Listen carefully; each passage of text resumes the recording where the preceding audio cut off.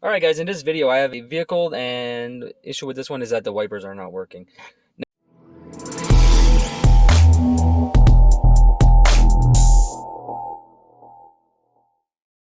Now, I'm going to go through a basic process that I take on diagnosing a wiper that's not working.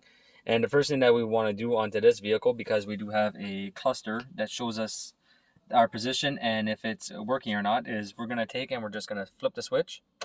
And as you can see, it goes to intermittent, low, and high. So the way that this system works is that it goes through basically your body control module, which on these vehicles is called an IBU, which is an integrated body module. So basically there's more than one thing into it. And it goes through there, and then it sends its signal out to your wiper relays, which are into your PCB block.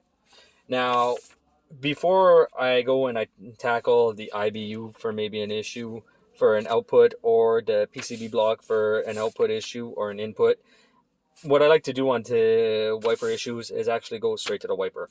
Now, the reason I like to go straight to the wiper, I have roughly about 10 bolts to remove, and I can get to my wiper motor, and I'm able to see if I got my power and grounds that are coming in at my wiper motor. So that's what I'm going to do with this one. I'm going to take off the cowls. I'm going to go straight up to the wiper motor, and what we're going to be looking for is our grounds and our powers at the wiper motor. Alright, so the pins that we're going to be worried about is pin 5, pin 4, and pin 6. And the reason that I'm saying that is because I wanted to make sure that my power is there. Both powers coming out onto my low and my intermittent, and also onto my high, and I want to make sure that my ground's there. So I'm just going to hook up a test light, or bulb if you want, and we're going to see if we're able to get the bulb to work, and if it works, then and the issue is up at the motor, so the motor is going to end up being defective and need to be replaced. So, if we look at this, pin 4 is in the middle. My yellow is my low.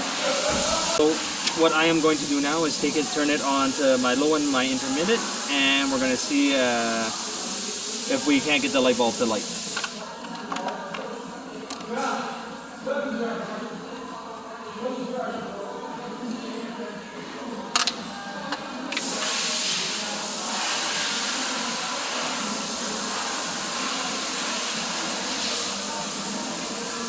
So that is on intermittent. As you can see, we have a nice bright bulb, so I'm not too worried about my intermittent. Let's go on to our low.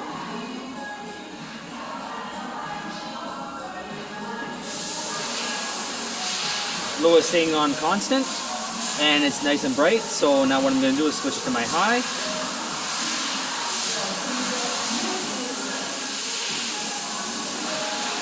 And for the high, we have to change it over to our high pin.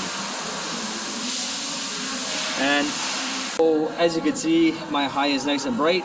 So I'm pretty much done this diagnostic. It is going to end up needing a motor. So what I'm going to do is plug the motor back in, and I'm going to take and tap on it with a hammer, and we're going to see if we can't get it to work.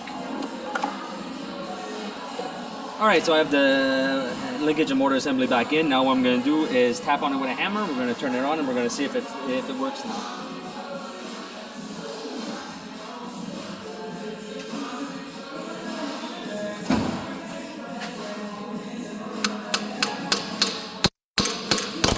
You gotta be careful not to tap too hard, because there are permanent magnets on the inside, and if you tap it too hard, they can dislodge and create shorts inside of the system.